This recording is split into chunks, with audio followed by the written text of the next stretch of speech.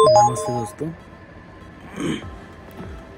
कल जैसे कि हम लोगों ने सुना, देश के प्रधानमंत्री पर जानलेवा अटैक होने वाला था और इस अटैक के पीछे कहीं ना कहीं कांग्रेस की मंशा साफ नज़र आती है। वो कांग्रेस जिन्होंने अपने ही पार्टी के 2 लोगों को खो दिया, और क्यों खोया, कैसे खोया, ये सब जानते हैं। देश का प्रधानमंत्री किसी पार्टी का नहीं होता है, वो पूरे देश का होता है। और ये बात कहीं ना कहीं कांग्रेस को समझ में नहीं आती। जिस प्रकार से कांग्रेस के मुख्यमंत्री हों या फिर कांग्रेस के अन्य प्रवक्ता कल टीवी डिबेट्स पर जगह जगह पर मैंने सुना, वो अपनी जिम्मेदारी से बच रहे हैं और यकीन मानिए वो बच नहीं सकते हैं। और कैसे ये एक सुनियोजित साजिश थी, अगर इसके ऊपर हम बात करें तो प्रधानमंत्री का वायु मार्ग से जहाँ पर वो भाषण देने जा रहे थे, वहाँ का रूट डाइवर्जन कर बाई रोड निकलना, बाई रोड निकलने टाइम पर ट्रैफिक को न रोकना, जो कि वीवीआईपी मूवमेंट पर रोक दिया जाता है अक्सर, वो भी नहीं रोका गया था।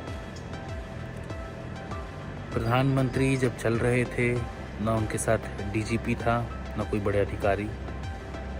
प्रधानमंत्री जब चल रहे थे, वहाँ की लोकल पुलिस वहाँ के लोगों को, यानी कि एक ग्रीन बेसिकली जो है कॉरिडोर बनाकर दिया जाता है जिससे प्राइम मिनिस्टर ट्रैवल कर सकें, वो ग्रीन कॉरिडोर भी ये बनाकर नहीं दे पाए। प्रधानमंत्री जब वहाँ 15-20 मिनट तक खड़े रहे, तो वहाँ जो लोकल सुरक्षाकर्मी थे उन्हें आंदोलनजीवी लोगों के साथ चाय पीते हुए पाया गया। तो ये सब बिंदुओं पर अगर हम बारीकियों से नज़र घुमाएं तो हमें कहीं ना कहीं इस चीज़ की आशंका होती है। आशंका क्या, मैं तो बोलूँगा प्रत्यक्ष है कि हाँ, कहीं ना कहीं एक साजिश थी, जिस साजिश के चलते उन्हें मारना था।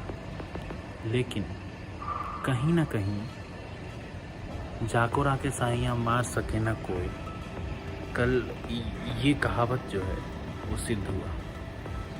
वरना यकीन मानिए, अगर कल एसपीजी ना होती और थोड़े समय के लिए वो वहाँ रुक जाते तो कितना बड़ा अनर्थ हो सकता था। अगर उस 20 मिनट के दौरान कोई भी उन पर हमला करता तो क्या हो सकता था। कांग्रेस सरकार बोल रही है कि हमें तो ऐसा कुछ नहीं हुआ क्योंकि वहाँ पर पुलिस थी और पुलिस उतनी सुरक्षा मुहैया करा सकती है। नहीं होता है जनाब। जब आप प्राइम मिनिस्टर को सुरक्षा देते हैं तो हो सकती है, हो जाएगा, नहीं होना चाहिए, होना ही है। तो इन सारे रवैयों पर जिस प्रकार से गैर जिम्मेदाराना बयान वहाँ के मुख्यमंत्री का आया है, वो यह दर्शाता है कि इनकी मंशा क्या थी और ये कितने प्लान्ड वे से जो है प्राइम मिनिस्टर की हत्या कराने के पीछे पड़े हुए थे। और यकीन मानिए, अगर ऐसा कुछ हो जाता तो देश में हाहाकार मच जाता। लेकिन सही बता रहा हूँ, जिस प्रकार से कल की ये घटना हुई उसके बाद मुझे कहीं ना कहीं लगता है कि देश की सबसे पुरानी पार्टी और सबसे लंबे समय तक जिन्होंने देश पर राज्य किया, सेवा तो नहीं किया, कतई नहीं किया, उनकी ऐसी मानसिकता भी हो सकती है।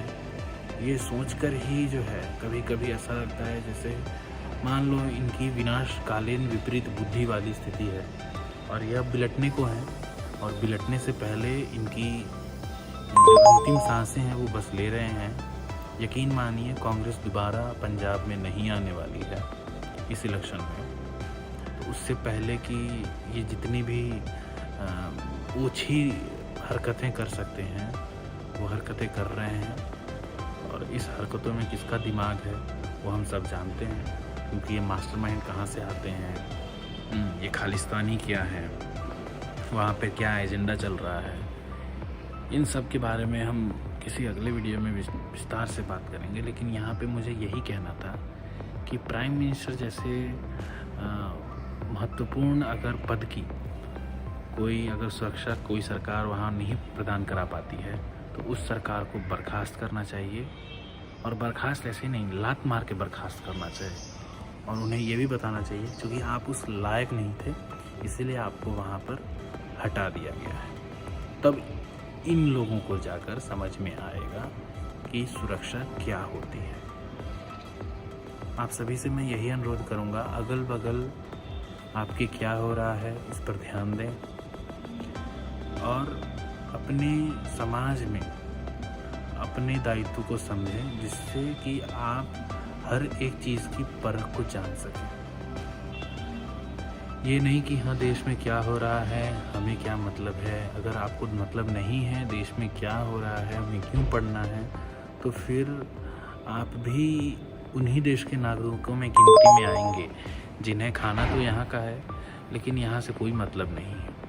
तो अपना ख्याल रखें, अपने पड़ोसियों का ख्याल रखें और ध्यान रखें कि अगल बगल हो क्या रहा है। हम फिर मिलते हैं अपने अगले व्लॉग में। तब तक के लिए नमस्ते।